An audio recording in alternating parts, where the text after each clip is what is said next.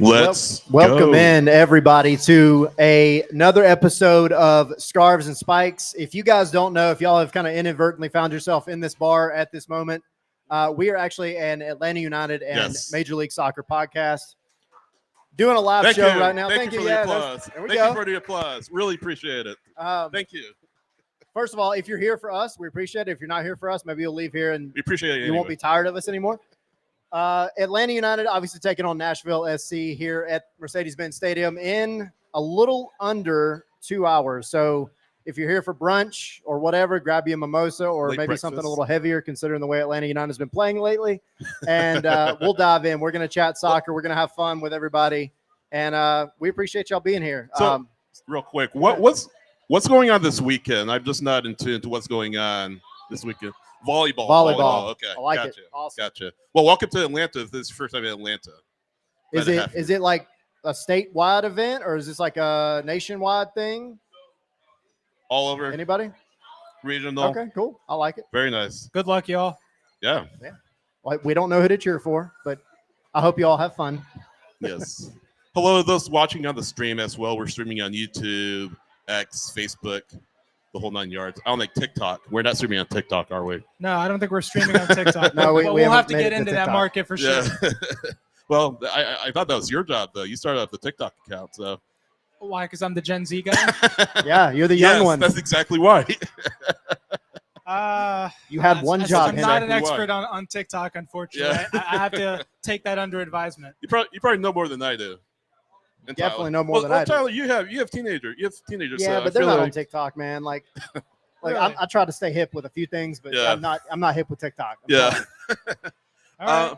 So just to kind of set the table in just a few minutes, right before I was say about 13 minutes, we'll have Valeria Shaliba from 615 Soccer. He covers Nashville SC. He'll be actually here with us to kind of talk about the match, talk about Nashville SC thus far. Nashville, of course, just beat the brakes off Chicago Fire last week by a 7-2 scoreline. So we're sort of, guys, bracing for impact, hoping that doesn't happen tonight at the bench or this afternoon. So I guess initial thoughts on the matchup, Henry?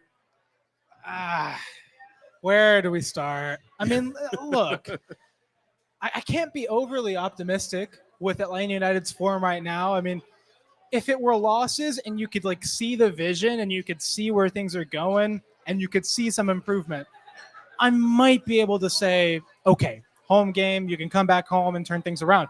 But I just don't see it on the field. I don't see the ideas. I don't see a clear identity. It's hard for me to really pick for this Atlanta side right now, right. And especially when Nashville has just come off a 7-goal game against Chicago. So, look, I'm not very optimistic, to be honest. My prediction, I'll go ahead and give it to y'all. I said 3-0 Nashville, just because I think Nashville has figured out how to make their attacking pieces work.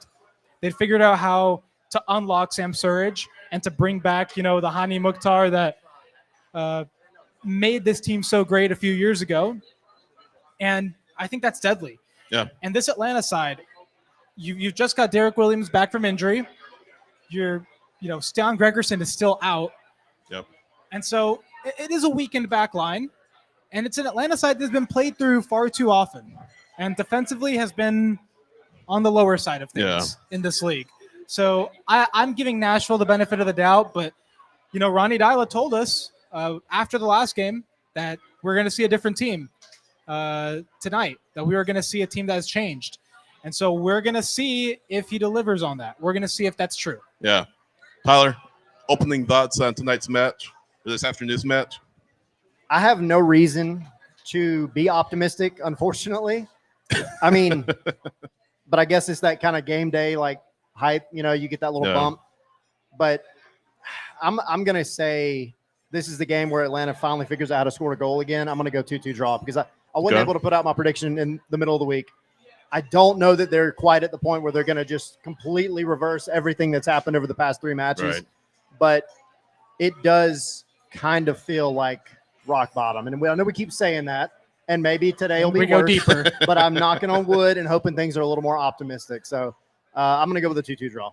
Yeah, the bar's, unfortunately for Atlanta, pretty low as it is. I feel like any sign of progress this afternoon against Nashville will be a big step forward. Look, I mean, you're at home for the first time in several weeks, and hopefully that gives you kind of a boost against Nashville team, like you guys have said, very lethal in the attack.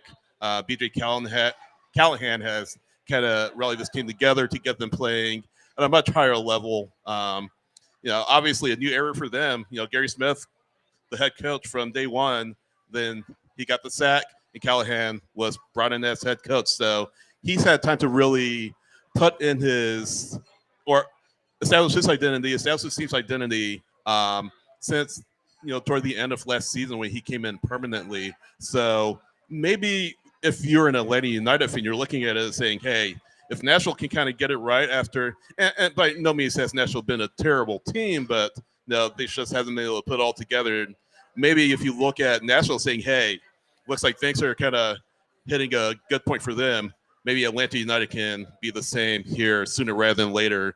But, we've talked about it so many times, guys. The 6-match away streak or 6-match away stretch coming up in the summer is going to be very vital. And, if Atlanta United are very much behind the 8 ball, and into that, it's just going to be even more, chaotic for them as far as, getting things right. Yeah. The thing about it is we've talked a lot this year about Atlanta needing, before that 6-game away match stretch during the Club World Cup, you got to start tallying some points at home. After last year, Atlanta was only marginally better. And by marginally, I want to say it was 6 points better at home than they were away. And I mean, in one way, that's great that you're able to win some games away, right? But you have to win your matches here at the Benz. We've talked about it here in this restaurant before on these shows. Like, you're playing in literally one of the nicest stadiums, not only in the country, not only in the hemisphere, but in the world. This place is beautiful, right? This is a privilege to play in Mercedes-Benz Stadium.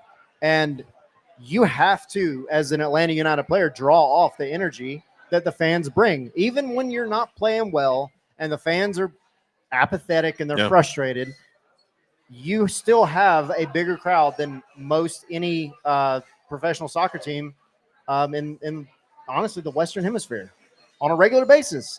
You have to use that to your strength.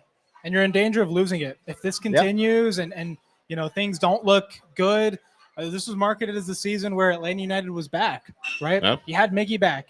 You broke the bank on a striker. Like, this was supposed to be the year. And so far, it's kind of a nightmare of a season. And so, look, they need to start to turn around soon. And again, the 6-match away stretch, not only is it an away stretch, it's a brutal away stretch. You have Miami, you have both New York teams, you have Columbus. It's not going to be easy. And so you need to get as many points as you can before then. You have 6 matches until that away stretch starts.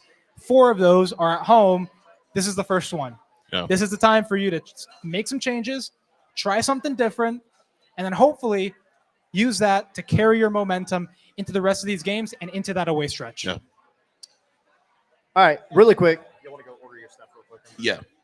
Switch places here. Yeah, we're doing a little bit of a Cuban shuffle here. Really quick shout out to our partners here at the Nest on 4 Bar, Signia by Hilton Atlanta. If you guys, obviously most of y'all I see are already diving into some food, which is great. The food here is phenomenal. The drinks are phenomenal. Like I said, the way Atlanta United is playing lately, you might need 2 or 3 before you leave here. Hopefully by the end of it, we can celebrate with some of these drinks instead of drinking them away, with our sorrows. But quick shout out to, the bartenders, the servers, the cooks. This is a phenomenal place to host these events. And so we truly, truly appreciate it. And there's also, I want to throw in here, there's also Capolinea, which is an incredible restaurant that we had a chance to dine at, last year, Tyler. Just tremendous cuisine, tremendous food over there. So if you're ever in the Atlanta area, you're looking for a place to eat, a place to hang out. Certainly the Nest on 4 sports bar is a more laid-back, casual environment. But then the Capolinea is more formal environment. So if you're looking for a date night, a night out on the town, etc., definitely check that out. So thanks to Signia by Hilton Hotel Atlanta and the Nest on 4 Bar for hosting us once again. I'll give you guys a quick history lesson for those of y'all that like history, and probably everybody just tuned out. But Capolinea is actually Italian for the word terminus, and terminus was actually the original name of the city of Atlanta. So there you go. Now you've learned something that maybe you can use on Jeopardy in 20 years. Guys, we have a guest. We do have a guest. All the way from Nashville, Tennessee. Gonna let him make his way in here, but it is Valer Shaliba from 615 Soccer. How's it going, man? Good to have you. Welcome back to Atlanta. So first things first, Nashville 7-2 against Chicago. What happened? No, it's not a normal thing. Yeah. It's not a normal thing. No, you just it's one of those things where the goals start coming, and Yeah. Chicago just did one of those things where they realized what's wrong and didn't fix it. Like I don't know what was going on, but the ball over the top was always kind of beating the defender, and then Nashville Sounds just, like Greg Berhalter a little bit. Yeah. it's just it's I don't think he's known for these results necessarily, but maybe over like a period of time. But man, I mean, Nashville has been on this road of like bringing fans back, right? Bringing fans back to believe in the system, bringing fans back to believe in the front office, bringing fans back to believe in the whole club, right? And games like that at home, that's a statement right there. Like imagine how many people haven't been to a game probably for a year or two, go in and see that sort of performance. That brings people back to the stadium. Yeah.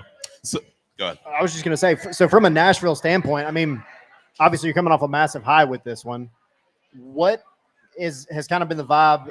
And let's go back a little bit to when BJ Callahan took over. But what has kind of been the vibe now that he's had a little bit of a moment to kind of implement what he wants to do, and then you've started off the season the way that you have?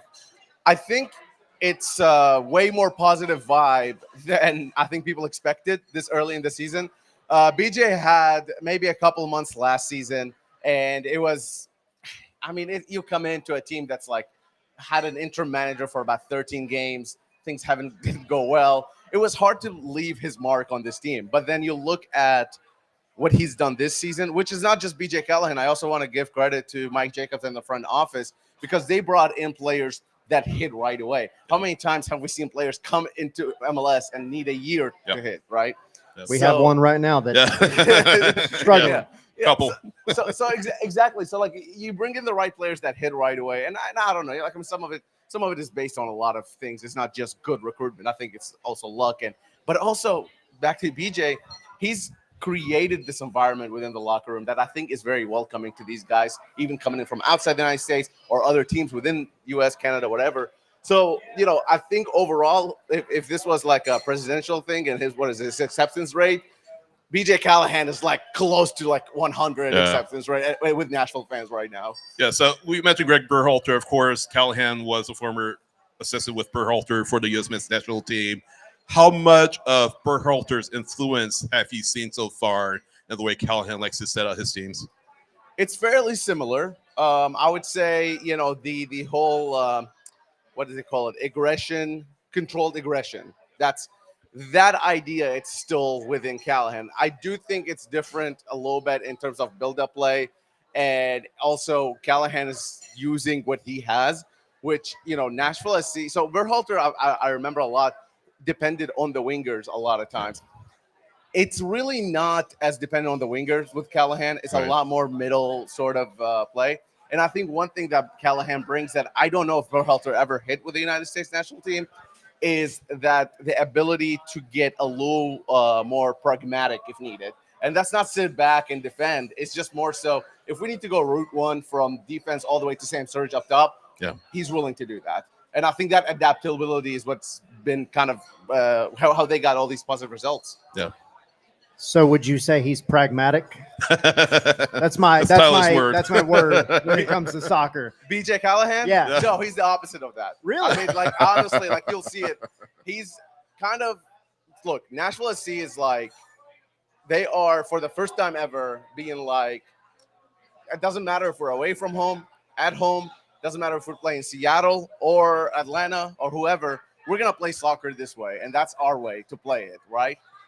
Now, whether or not we can't let the opponent beat themselves a little bit by having the ball or whatever it may be, that's different. However, they are committed to this identity, and that's not something we've seen from Nashville SC a lot, that identity. And sometimes it backfires. It backfires like in Seattle, 3 goals in like 17 minutes, game over, right? And that's where the results come in. If you look at Nashville SC, it's like win, loss, win, win, loss, loss. So, yeah, it's not really, it's not a consistent team.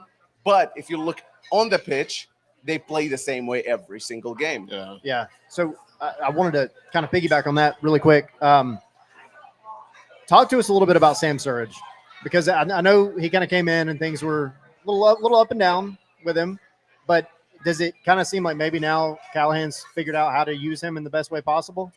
Yeah, I mean, I think Sam Surridge gets profiled a lot because he's tall English guy, and they're just like, oh, he must be like this, striker that Good in just the sits air. in the Yeah. box. He's not that at all. Like not at all. He drifts to the wing, he drives in from the side, he's running all around the front, final third. And you'll see it tonight. Just today, just watch him off the ball and look at the amount of effort he's putting in. There are a few strikers in MLS putting in that much effort off the ball. As soon as Nashville SC loses the ball, he's everywhere. He's covering ground. The goals haven't come all the time. I mean, he scored 4 last game, so that's really hard to say. It's a good day at the office. Yeah. Yeah, but the goals generally haven't come around to him, at least this season, other than that 4-goal game. But in terms of his effort and what he's putting in, it is, it's really refreshing to see a striker playing for the team like that, I think. And like I said, you'll see him drift to the left. You'll see him drift to the right sometimes. He's not always just there waiting for the ball. It's a little different than Hugo Kuipers, for example, in Chicago, where he's just, great goal scorer, right? But doesn't do as much of that other stuff, to where Sam Surridge is a little more versatile than that. And look, after scoring 4 goals, I'm sure he's going to want to score tonight, Yeah. So Right. Unfortunately So- for Atlanta. Yeah, no, absolutely. So we got to talk about Hani Mukhtar, of course, has been there forever for Nashville. What have you seen from him in 2025? Just the way he approaches the game, the way he lines up to the attack for Nashville. Has that changed any under Callahan, or are there still similarities? I think the quality's always been there. I don't think any coach or anything like that would change that about the quality of Hani Mukhtar. However, he is a slow starter to the season. This has been happening every season. You've seen him from 2020, which is the first season for Nashville SC, up until now. He starts a little bit slow and then kind of gets going after the first third or so of the season. Right.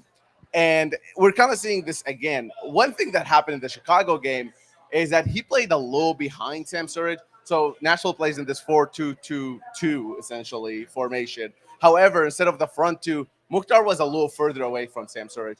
And it enabled him to be his best self in that he is a creator more than a finisher. He loves creating. He has been finishing too, don't get me wrong. However, he's more of a creator. So I think it allowed him a little bit more freedom, a little bit more of a free roll. He was able to drop back a little bit further. And I think that really brought his confidence up.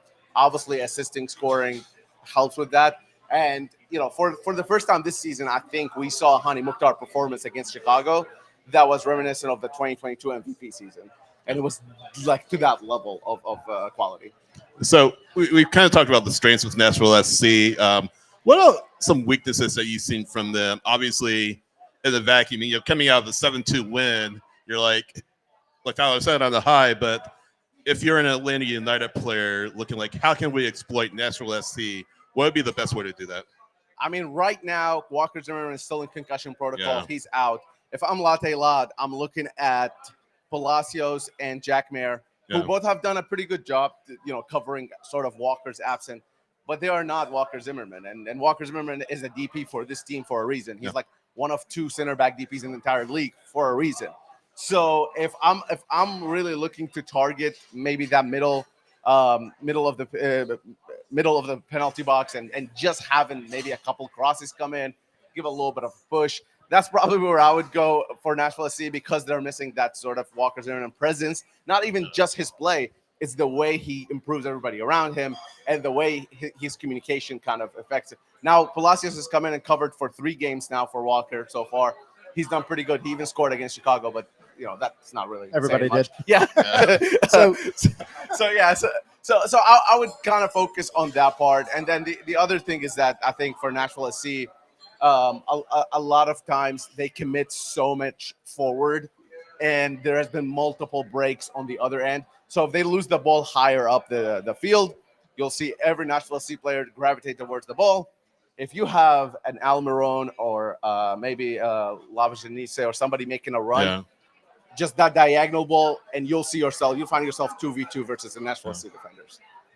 So from a fan perspective, what are Nashville's fans what is their vibe on this particular match in general? I mean, obviously, like, things have gone up and down for both of these teams, especially down for Atlanta right now. But I mean, it's still a derby. Yeah. And there is some bad blood there from past matches. But what are the fans' kind of reactions like right now? I just wish like these two teams would either be good together or terrible together at the same time. For real, man. Like I don't know what's happening, but like every time it's like one good and one bad. But I think fans are kind of warming up to the idea that Atlanta is Nashville's number one sort of rival. Eventually, it's not there yet, but I think with time it only makes sense for it to get there. So if you ask like Nashville SC fans from USL days, they'll say Cincinnati is the rival. If you ask any NSC fan, I think who came in maybe MLS era, they will definitely say Atlanta more so. However, there's been a few moments like Nashville has won in this place, I think twice. So, stuff like that. Obviously, the very first game, Atlanta wins in Nashville, first game in Nashville MLS history. Pretty big, milestones. But I just don't think there's a whole lot of animosity, if that makes sense. And I think you need maybe a little bit like that. And the other thing you need is a playoff series. I really think that would really ignite. I think the one thing that Atlanta fans and one of our co-hosts who's in the chat right now, I'm sure he's going to start like spamming his keyboard in a minute. But the match, the match with Joseph where he messed up his knee. I think that gave a lot of bad blood from Atlanta fans to Nashville, and many of them have not recovered from that yet. I'll put it that way. Yeah, and I've definitely seen stuff online, and I think that's fine. Like, I don't think Atlanta fans should forget that. I'm for it. Like, I think you should. That's how you build a rivalry. But I do think there is a level of rivalry where it drives from both teams trying to succeed and trying to do something, and maybe both teams going for a cup or something like that, where they face each other, and that I think just puts gasoline on that rivalry. I still think, again, if you survey most Nashville fans, they'll say Atlanta is number one or number two in their rivalries. But that's kind of been the situation with Nashville SC, is that there isn't really a clear rival. And, honestly, like games against like NYCFC and stuff has been more like, like there's been more stuff happening. Yeah. And I know like Atlanta with Red Bulls. Yeah, it's exactly. Kind of goes, exactly. So it's like stuff like that keeps happening. And like even Orlando, obviously Atlanta, but like NYCFC, Nashville SC has had more like bad blood with Orlando than Atlanta just since coming into the league.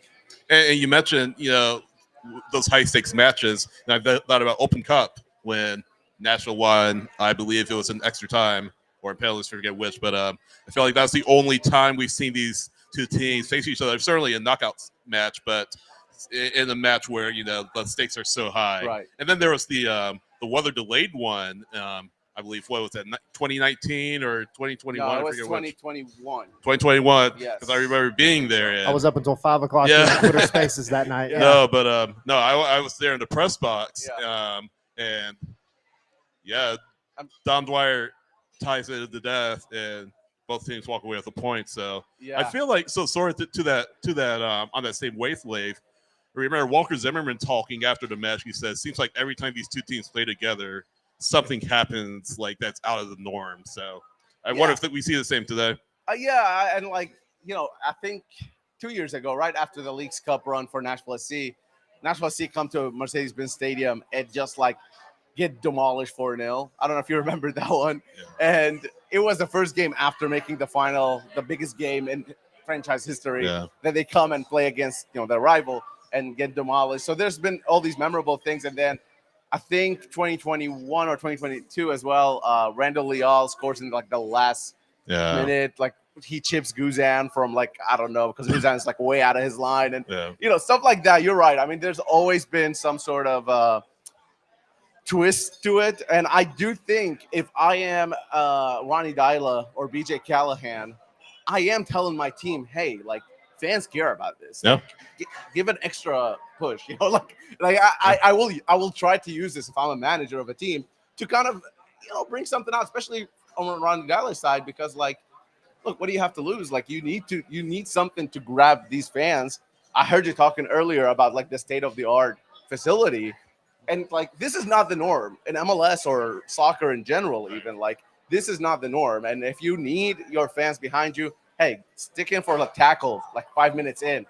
You'll have fans clapping you, you know. Yeah. It's stuff like that kind of carries on throughout the match and only builds. Yeah, confidence. it's entertainment at the end of the day. Like these people are coming here to see a show, Right. And I mean, it's always better when your team wins the show. But even when you're not winning, there's things that you can do to keep everybody involved. This was the perfect segue. that was phenomenal. Well done. I appreciate it. So going to get some of you guys involved. I see a lot of Atlanta jerseys in here, and we always kind of pride ourselves on being a podcast that, you know, interacts with the fans, gets everybody up here. So if you're a Nashville fan, you're more than welcome up here. You do have an ally. Are there on the Nashville mic. fans in here? I don't know. Yeah, are there any Nashville fans in here? I saw one Silence. jersey coming in. Okay, One, there you go. There One. you go. two. So, okay, but you work here. Yeah. What are you doing? Just real quick, how many? Do you know how many fans made the trip Bel Air down to Oh, yeah. Atlanta?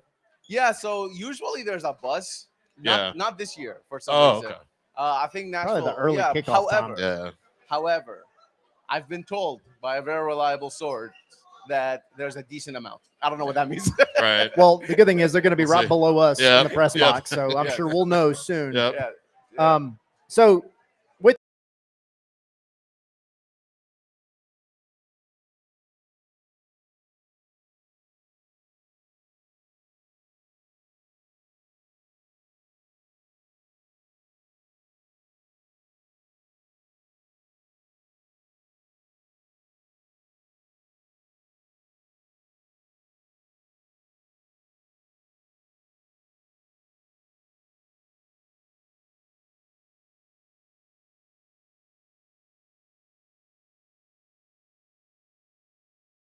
you know, the whole Hit that like button. smash the like button thing. Go Smash. subscribe. We appreciate it. And there's some stickers up here as well that are Yes. free. Y'all come up and get some. So with that being said, Real quick, Tommy said in the chat, "What is your favorite country song?" I hate country Yeah, music. like- there you go. All right. Yeah, settled. actually, Friends in Low Places. Friends in Low Places. Yeah, that's- Fair there enough. you go. That's a good shout. That's a good shout. Old bit goodie. All right. Trivia for a shot. In the Atlanta-Nashville matchup, who scored the very first goal? Ooh. And I'm Trying going to to leave it think. at that. Whoever gets it, y'all come up here. Oh shoot. I know you know. Whisper it to me. I want to see if you got it right. Eligibility. I think so. You're not eligible, Jackson. You're ineligible. Yes, but what you got? Nope. Nope. Man, this is some good guesses. I- Nope.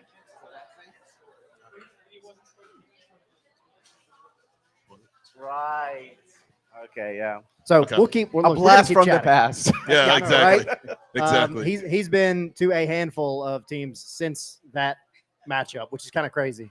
So Can anyway, we- yes, Can we give another hint? we can give a hint. Yeah, I mean, He's no longer in MLS. he's no longer in MLS. Did he play for another MLS team?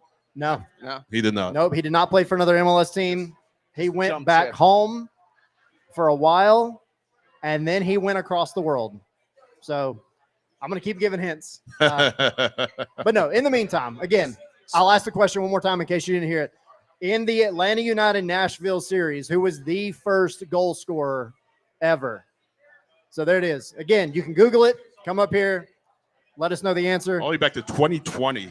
Yeah. 2020. Man, What a year. February. what a year. February 2020. Yep. February 2020. Yeah. I was there at a Nissan Stadium. I was too. First yeah. ever match. I was not in the press box. Yeah. though. I was down with the normal Yeah. people. Normal people. Nothing wrong with that.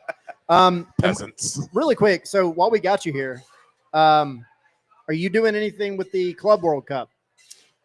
I'm hoping to cover the 3 games that Nashville are hosting. Yeah. So so Nashville has 3 games. None of them have European teams.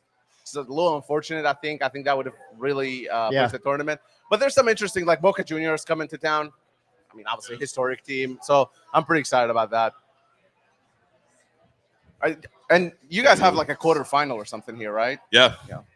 Couple knockout matches, but yeah, it's gonna be pretty incredible, environment. Yeah. Certainly at I forget, is it at what's it called? I forgot the Geodis.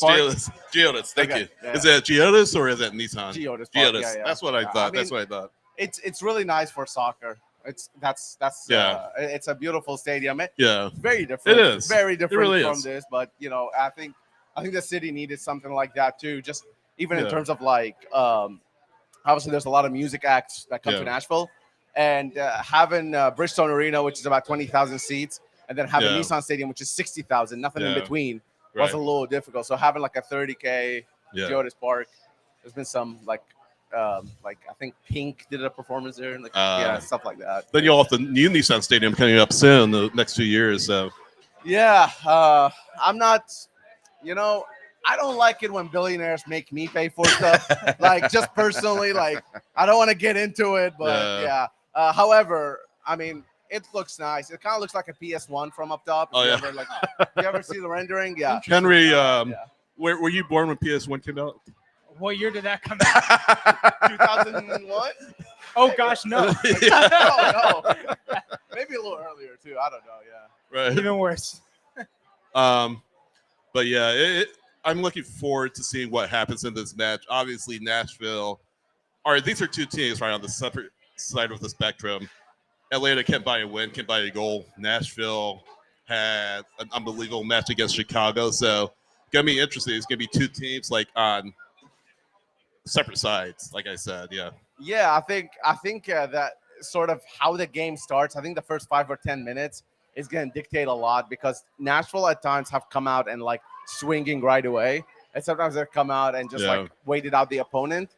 And I wouldn't be surprised if they wait out Atlanta United a little bit just because of that goal drought. Like I think if they sit there and just kind of let Atlanta have the ball a little bit and then pick their moments, especially away from home. Now that could backfire. Yeah. Obviously, quality in Atlanta side, regardless of form. But we'll have to wait and see. I think my prediction was 2-1 for Nashville. Let's see. Nashville. 2-1 Yeah. Nashville. 2-1 Nashville. Yeah. Henry said 3-0 I'll Nashville. record that. That tells you the state of things, right? Yeah. Okay.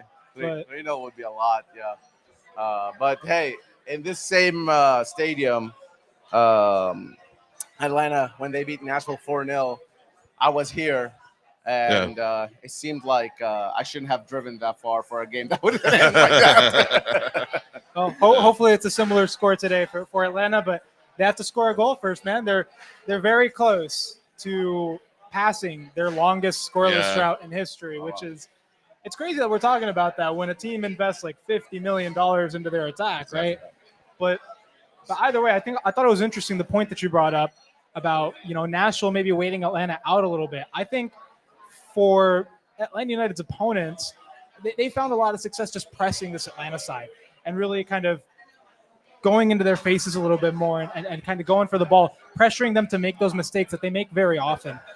So I'm curious, has Nashville ever really been that team to just kind of go out and really just full throttle, press the opponent, try to win the ball? Yeah. There have been moments in this season where Nashville just looked like vintage Red Bulls. So yes, I mean, they do it.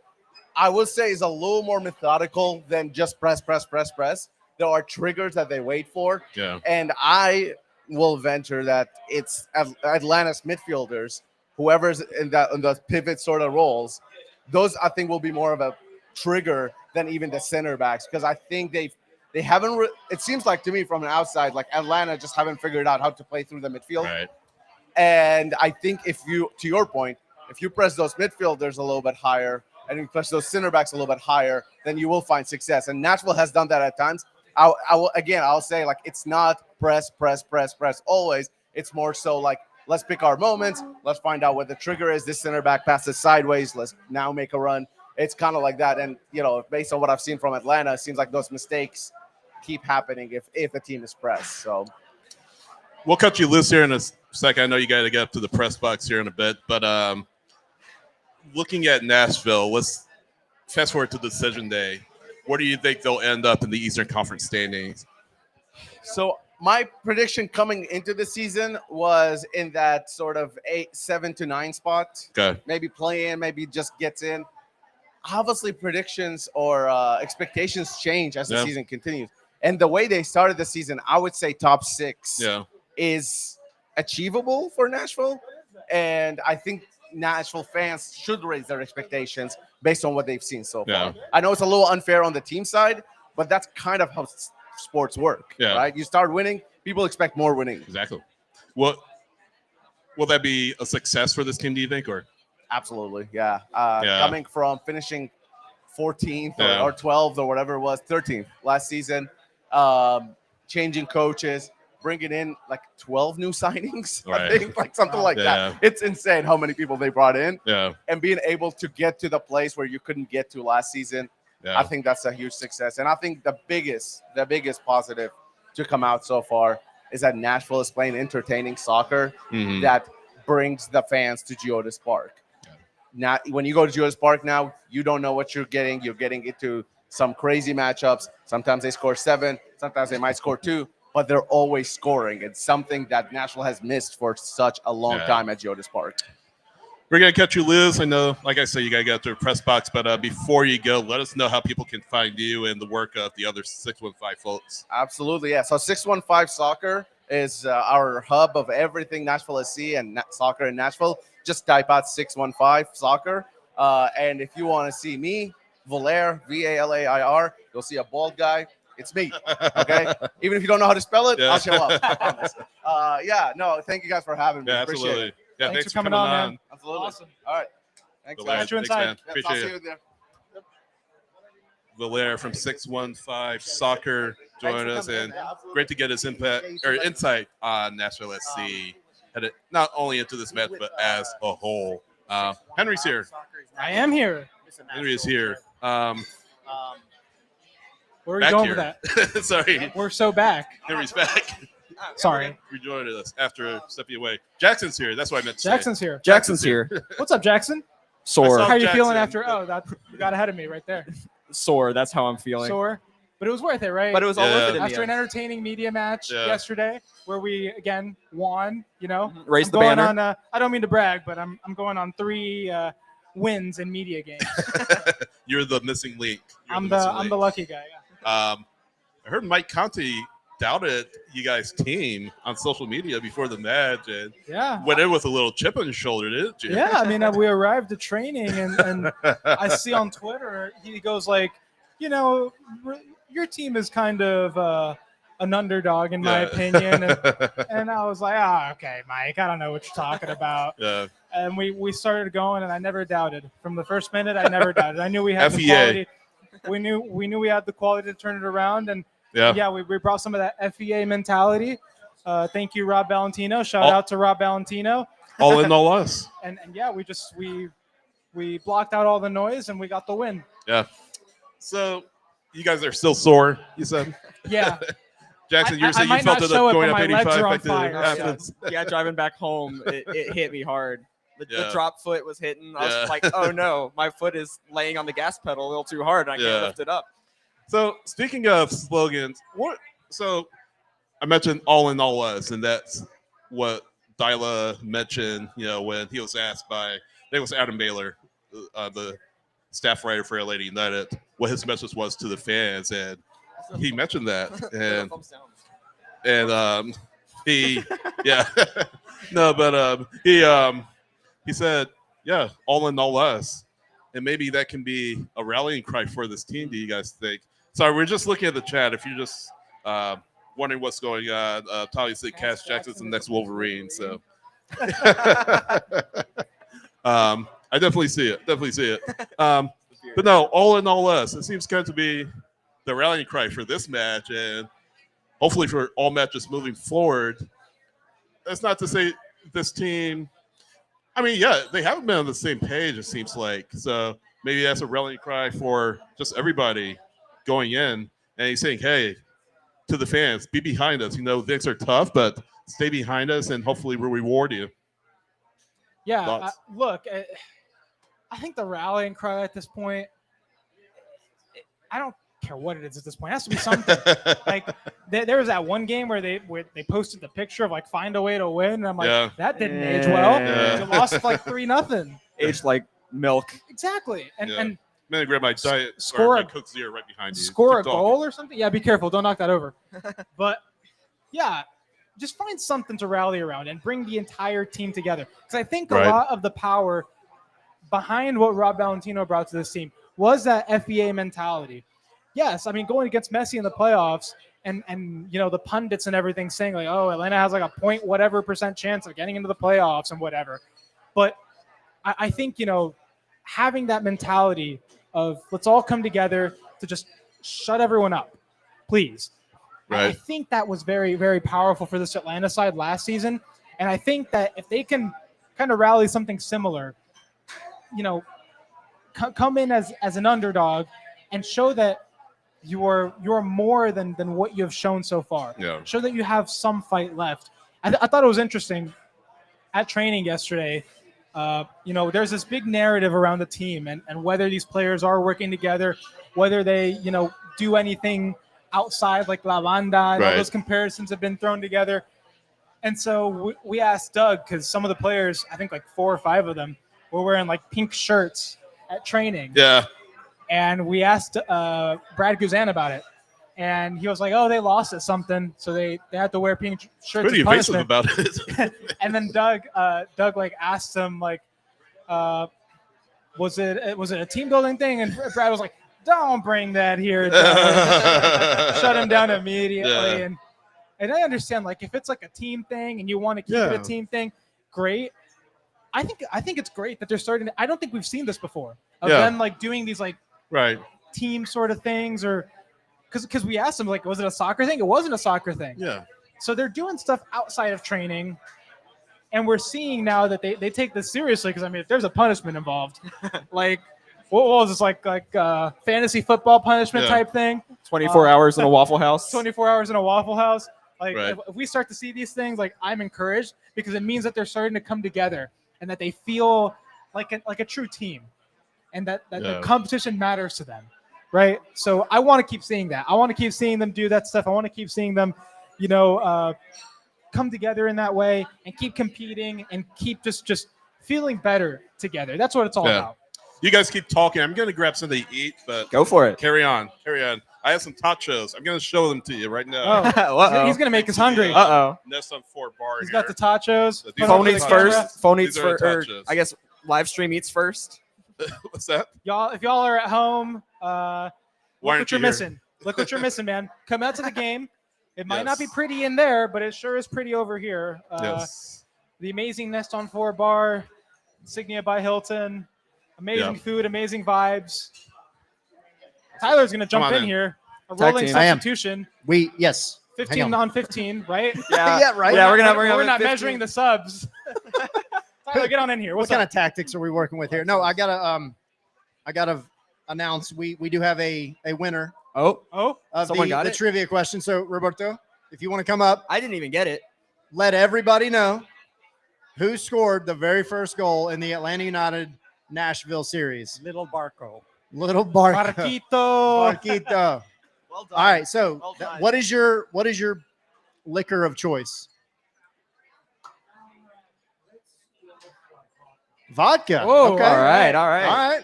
There it is. All right. We'll get you your vodka in a minute. Thank you, sir. There you go. Love a nice.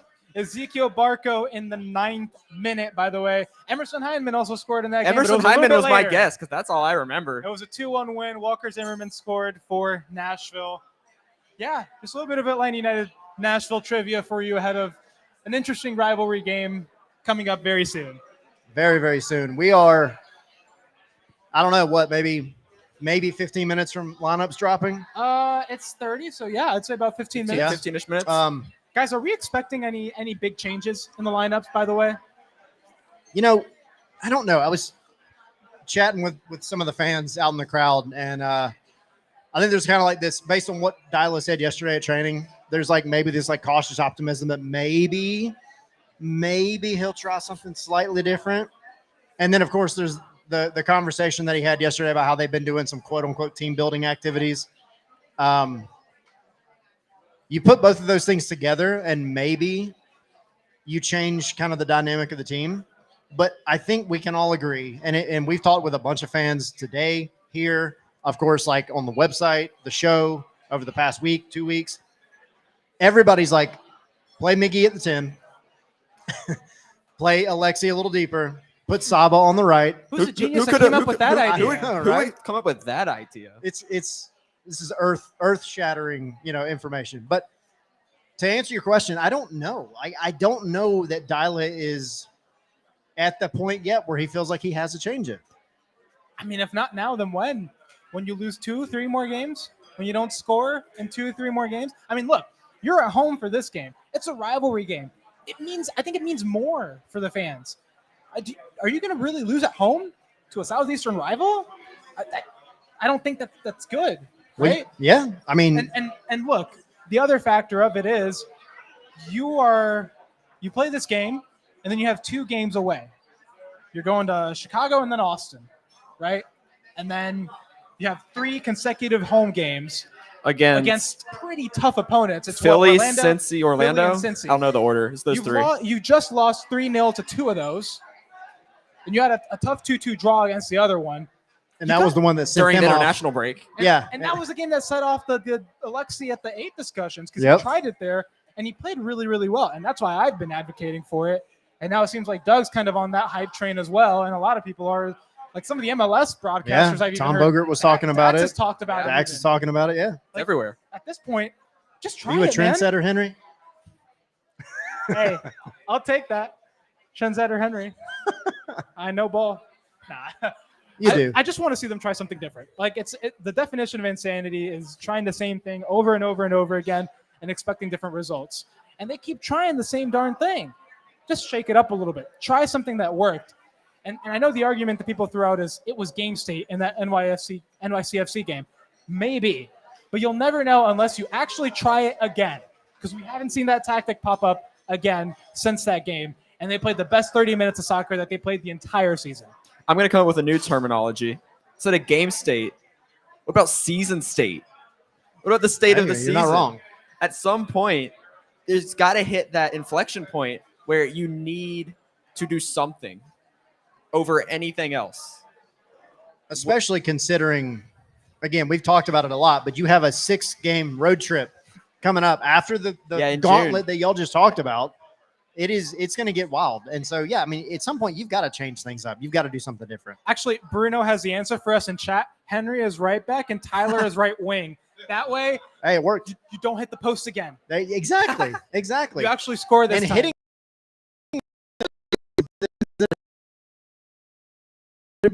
Let's go. I don't even know if I should mention this. If y'all are curious, this is what we're talking about. We got to play in a soccer match yesterday at the Atlanta United training ground. And legendary comeback. 4-1 down. For the ages. Instant for classic. the ages. Yeah, instant legend. That deserves a 30 for 30. It really Never in does. doubt. I nutmegged Sam Jones. That was the highlight of my career. Shout out to Sam Jones for being a good sport about it. Yeah, it was a fun game. I mean, they find a way to make those media games better every single year. And it's just awesome to get to, talk to some of our colleagues and, catch up with some of those folks. Garth was out there. Chris Henderson played. I did not know that guy still had it. He is still fast. He is still dangerous. World Cup veteran. World Cup veteran Chris Henderson. So Got shout the out vision. to him and Skate Knopfsinger, best captain we could ever ask for. Amen. It was good stuff. And co-captain, the fourth official, that was like coaching us at halftime. It was like at 10 minutes left. He's like, y'all can just go in. Yeah, just go in. Just go in. It's going to be 18 versus 18. It's funny because every time we scored a goal, there was like 3 of us on the touchline that just ran in. And at that point, it's like, good luck figuring out who's coming out. No, it was a good time. And then Jackson, you were able to replicate like the Air Jordan logo. I don't know how I did that. It's beautiful. You should make your own shoe brand. That's the logo. I did not get the ball. It was close. It was close. Always have fun at the media game. Shout out for the Atlanta United Much appreciated. staff for setting that up every single year. Yeah, it was a good time. It's always a good time. And like you said, especially in a time like now where Atlanta fans are like struggling to hold on to something. we're the same. Like covering the team, we want the team to win. It's a lot more fun when Atlanta United wins. And so this season it has been frustrating because we're fans at the end of the day too. And so to see the way things are going, it is irritating. But yesterday was a cool moment to get out there and enjoy it, hang out with everybody. Honestly, I think the coaching staff kind of needed it too. I really do. Everyone needs some levity in their lives. Yeah. Just have some fun.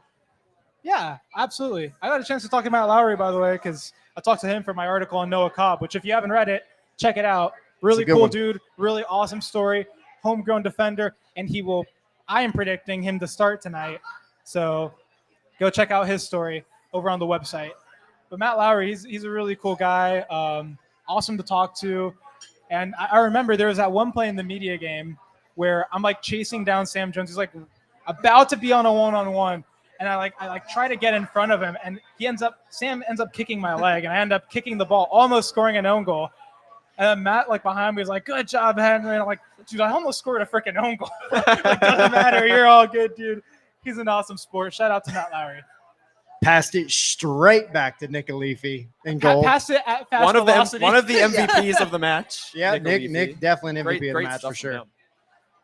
All right, so we've talked about a lot, and again, Atlanta fans. I know some came in after I kind of announced this earlier. If y'all want to hop in here for a couple minutes, give your thoughts on the match, give your thoughts on the season, the way things are going. The mic is yours for a couple minutes, but if not, Open mic for therapy. yeah, it's free therapy for sure. And there's a lot of people in here who, I mean, maybe you're not here for Atlanta, so maybe you don't need it as much as we do. But Henry, Jackson. do you have any advice for the MLS fantasy players out there in setting their lineups for this week? If anyone should be giving fantasy advice here, it's you. You are leading in the SNS standings right now. I very narrowly beat you when we had our head-to-head, but when we have it again later in the season, I am crushing you. Well, my advice right now is I heard a rumor you triple stacked on Nashville. I did triple stack on Nashville. Given the form right now, traitor. 3 Nashville players in this man's starting I have lineup. Traitor. Mukhtar, I have Sam Surridge, and I do have the goalkeeper Joe Willis. It's hard. And It's the hard. goalkeeper. It's hard Both to not ends. bet for them in the state that Atlanta is right now. And I just have no indication again that Atlanta is going to improve. I've had Mickey and Latte Lot for the longest time, and I was debating having them.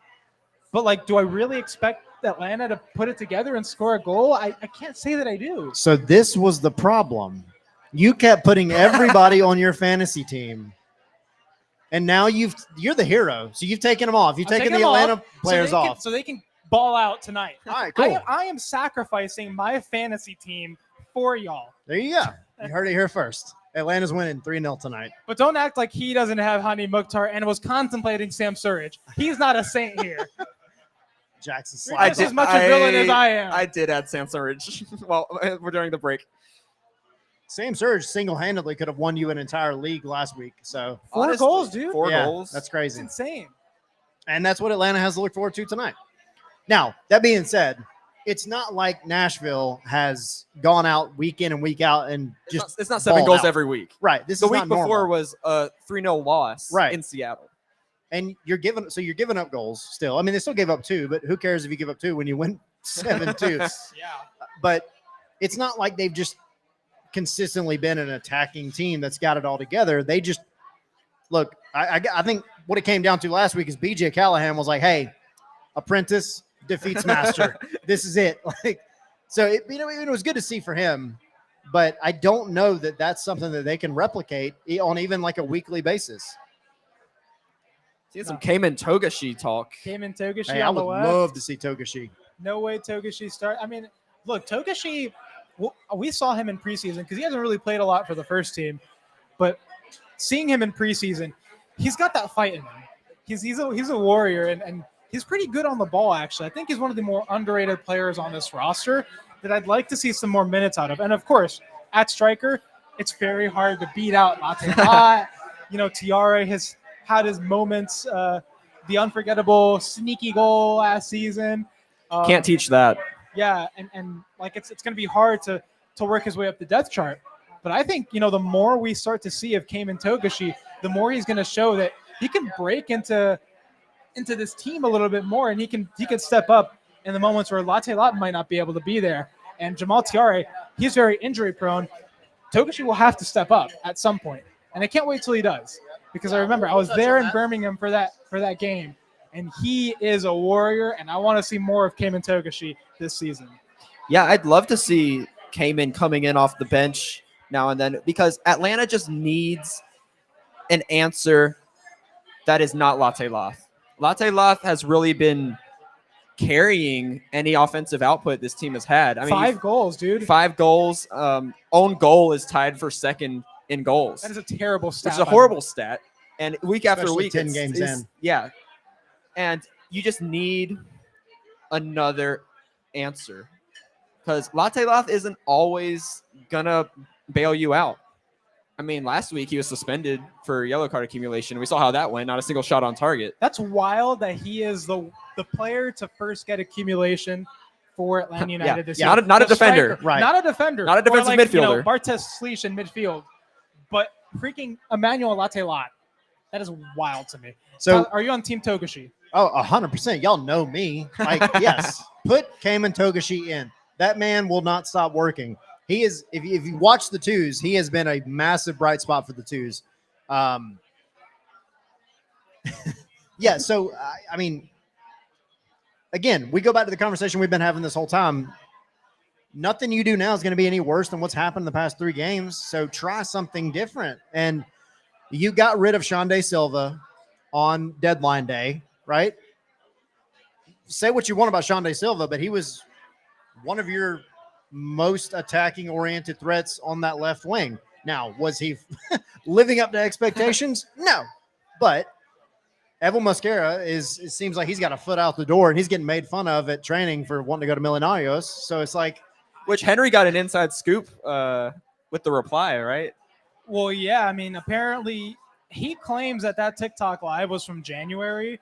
And he said, he's happy here in Atlanta and stuff like that. But still, like, even if you did that in January, like, in my opinion, it still kind of means that you were looking not for exactly a way out not there. exactly looking forward to the upcoming season. And there were the rumors, right, of him potentially leaving the club in the winter.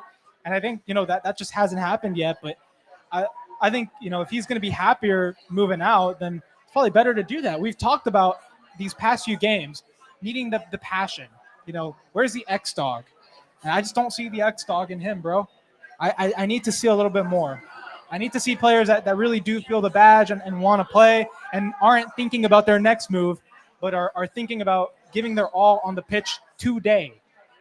yeah. And speaking of like kind of the formations and players that want to be here and things like that, Roberto, who just got his shot, he's all set now.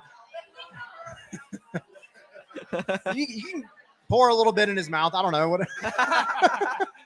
We're getting crazy at I know, 1:43 on a Saturday. Right? It's never too early. It's 5:00 somewhere. But I had an interview with Michael Parkhurst a couple of weeks ago. Yeah. Let's get Sydney lit, please. It'll be the best thing ever. I can't imagine drunk Sydney. No. No. So I had an interview with Michael Parkhurst a couple of weeks ago, and he advocated for a 3-5-2 for Atlanta to play 3 in the back, 5 in the midfield, because he said, with the way that Atlanta's wingbacks play, they're very, Pedro Brooks and everybody else, but those are the 2 starters, very attacking oriented. It takes a little bit of the defensive liability off of their shoulders and allows numbers forward, right? You're already giving up goals anyway. So if you're going to try something different, this allows you to get essentially 2 strikers up top, flood the midfield, and against a team like Nashville that plays very narrow, you play a 3-5-2 and you have to pull them out wide. And if you do that, it completely disrupts their game plan. So with that being said, we just talked about Cayman Togashi, and I doubt very seriously he's going to end up on the team sheet. But if he does, the left wing would be a great place to drop him. But as far as the 3-5-2 conversation, what do you think? You want to go first? I've talked a lot. I love the 3-5-2 idea. You need that extra defender back there for when you get caught out in these transition giveaway moments like we saw in Philadelphia. We saw in Orlando, where you can't rely on your center backs right now to be great ball playing center backs. You need them to feel that safety, as Ronnie Dylas mentioned. They need to feel that safety when they're under pressure, that they can find a way out of this. They don't panic, freak out, turn the ball over in your own attack, in your own defensive third, and boom, goal conceded. The 3-5-2 gives you that extra defender. It relieves defensive responsibility from these wide players, from Pedro, from Brooks, who are seeing a lot of the ball in this setup, especially Brooks. Henry. Guys, Henry. we've done it. Henry. We've freaking done it. Okay, so we have Pause a on lineup. that thought. We have a lineup. Brad Guzan in goal. Center back pairing of Luis Abram and Derek Williams. Fullbacks, Pedro Amador, Brooks Lennon. In the midfield, Mateus Clich alongside Alexei Miranchuk at the 8. Mickey at the 10. Saba on the right. Wow. Jay Fortune is a winger on the left. And Latte I was Lot with at it. striker. Ladies and gentlemen, Henry Higuita, for future Atlanta United assistant coach. there you go. Bullying works. Remember where you started. Bullying I'm kidding. I'm works. kidding. Remember where you started. Guys, we asked Ronnie Dyla to try something different, to change things up, and he is finally doing it. Yeah. Like, what do we think about this? I think Just real really quick. quick. Hang Oh, on. go, I go, gotta go. say, I think that they better win this game, or it's like you're cooked. Oh, yeah. You're gonna be cooked If they on don't- social media. If they don't at least like score a goal, like I'm just retiring. Yeah. from covering this. Oh team. my God. Like but if they win tonight, then you'll be a hero. So let me just say this. Tommy said it on Wednesday night. I think it was. He was, or it might have been the other, but he was saying, at some point, Dyla has to change what's happening, because if you don't, you run the risk of losing the locker room, because it gives the impression that if you don't care about the team's performance, you don't care about scoring goals, you don't care about success, you only care about your system and your system alone, and you run the risk of, just players thinking like you don't care about them. You don't care about anything else except what you want to do. So credit to him for at least trying to pull a few strings to see what works. I kind of joked about Jay Fortune at the left will live with it, but, he wasn't terrible when we saw him at the left wing the other day, but he's the only thing you have right now outside of Mascara. But credit to him for at least trying something to get this team out of the funk. Only thing is, if you win tonight, if you go back to what you did before against Chicago and Austin, that's all for naught. So hopefully, if they win, hopefully A, they win, and hopefully B, Dyla takes this on to the remainder of the season. I think it's huge that Ronnie Dyla is showing his flexibility here. He's showing his ability to adapt. And I agree with your point about showing the players that you care. Yeah. The ability to care is not only what the players need right now, it's what the fan base needs right now. You need to see, everybody needs to see from everyone on that field that they care, especially at this point in the season. And to be flexible, to adapt, to keep trying, and not just throwing the same thing out there, getting a bad result, hanging your head. You're going out there and you're fighting, and you're changing it up. You're looking for an answer, and you care. And that's all you can really ask for from a fan's perspective, is to keep that fight up, keep looking for answers, and not fold. You were only 10 games. This is the 11th game of the season. We got 23. Good job. Totally an engineer, guys. UGA education. That UGA engineering program. 23 Good games off. to go. You have so much time left to figure this out. And if you keep trying, you keep caring, you can get there. Maybe you won't, but the fan base will see that. Everybody outside will see that care.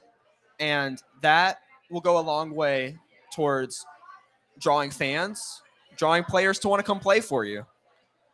You're showing the world that Atlanta United is not a pushover. And Yeah. hopefully tonight they demonstrate that with a win. Just quickly, if you're watching at home in the chat, let us know your predictions. Does that change anything about what you predicted the scoreline to be? Let us know in Omar's the chat. still on. Omar's Omar's still still saying 3-0. Still so- 3-0. He doesn't Yeah. like No the change. tactic, It's but, like but whatever We'll see. at this point. We'll see. But yeah, anyone else? Let us know in the chat. Now that he's seen the line, now we talked about it. If that changes anything. Guys, I think it's interesting that Noah Cobb was benched for this game.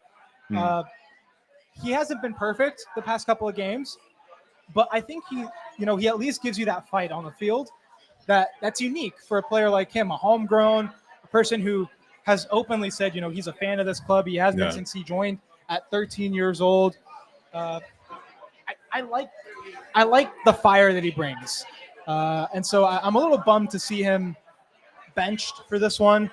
But another thing that I thought was interesting, Jay Fortune back on the left wing. Yeah. Now, of course, you traded Sean De Silva to St. Louis a couple weeks ago on the deadline, and now your only real left wingers are Edwin Mosquera and Luke Brennan. So I think it makes sense to experiment a little bit. Obviously, with the stuff going on with Edwin, I'm not surprised that he doesn't want to put him out to start.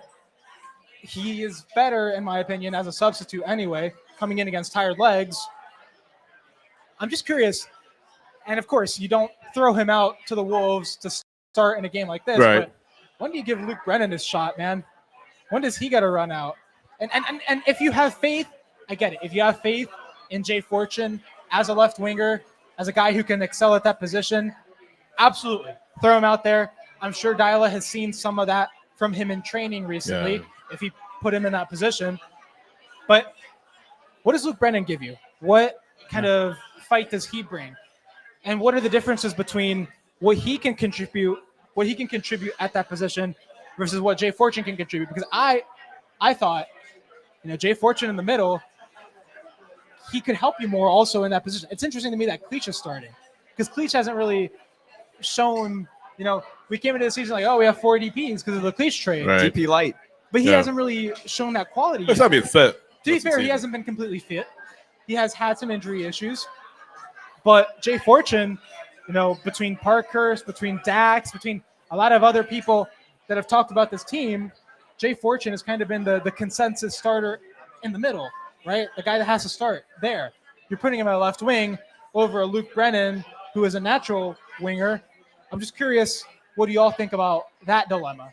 No, I think there's a chance we see Brennan in the second half. I mean, depending on game state. If it's a close match and you need speed on the wings, I think you'll see Mosquera out there you don't want to take Saba out, but I think you see Mosquera in some form or fashion. Definitely for Fortune. You might see Brennan if it's like outcome is not in down Atlanta. Either it's up by a lot or down by a lot. So we'll see what happens with that. Isaac saying 1-1. Bruno saying 2-2. I didn't give my prediction. I was going to say 1-1, but Optimistic. Before seeing the lineup even? before seeing the lineup. Okay. Before seeing the lineup. I'll say 2-1 Atlanta. Okay. Wow. Atlanta won 2-1. I think Saba will score. Okay. Saba and Miggy. No, Latte Latin and Miggy. I said 3-1 Nashville before the match. I think I have to stick with it. Okay. I think Atlanta will still concede today. Abram and Williams at the back doesn't spark a ton of confidence in me. But I said before the lineup that I think Atlanta will get at least one goal. Potentially could make it 3-2. I just don't know if they can keep up with the attacking onslaught that Nashville brings to this match. I said 3-0 Nashville before the lineup. How hard do you stick with your No, I'm going all the way. Alexi at the 8? 2-1 Atlanta. 2-1 Atlanta. 2-1 A big reversal here. I think they turn it around. I think they actually find a way to score. Latte a lot. And Latte a lot and Miggy. I'll go with those two. Miggy at the 10. Miggy at the 10, absolutely. I just think this team plays better with this lineup, and that's why I've advocated for it for so long. So I got to stick by my guns. Yeah, you gotta. I think Atlanta takes it. It's gonna be a close game though. Well, we're going to wrap it up here. Thanks to Valeria Shabilla for joining us early from 615 Soccer. Thanks to all of you who showed up here at the Nest on 4. Thanks again to the Nest on 4 bar inside here, the Signia by Hilton Hotel. Again, for hosting us throughout the season. You know, we were here a couple of times beforehand. We'll be back here. Forget when's our next match here. It's on Sunday, right? Not this coming Sunday, but I'm just checking the calendar. Two it's on weeks. Sunday. Philadelphia on the 17th is a match here. I don't know the next. For us, the next time us. here in Signia. We're back here Memorial Day weekend, so we'll be in here before the Atlanta Cincinnati match on May 25th. That'll be a Sunday night soccer game, so a feature match for MLS that weekend, Memorial Day weekend. So hopefully you all can make it then. Again, mixing that's on 4 at the Signia by Hilton Atlanta, right across from Mercedes-Benz Stadium. A beautiful area, beautiful hotel, and thanks again for their support. Also, Sweetwater Brewery, sweetwaterbrew.com for more information on their products and where to buy them. The Rowdy Peach 420, all that good stuff. So sweetwaterbrew.com. Thanks to Sweetwater Brewing Company for their support of Scarves and Spikes. We're going to end it there. Enjoy the match. We'll be back with our 3 takeaway spaces on X as well. And then tomorrow night, 9 p.m., our match reaction show, win, lose, or draw. Like, subscribe, share our content if you haven't already. Just look up Scarves and Spikes on YouTube. Follow us on social, all that good stuff.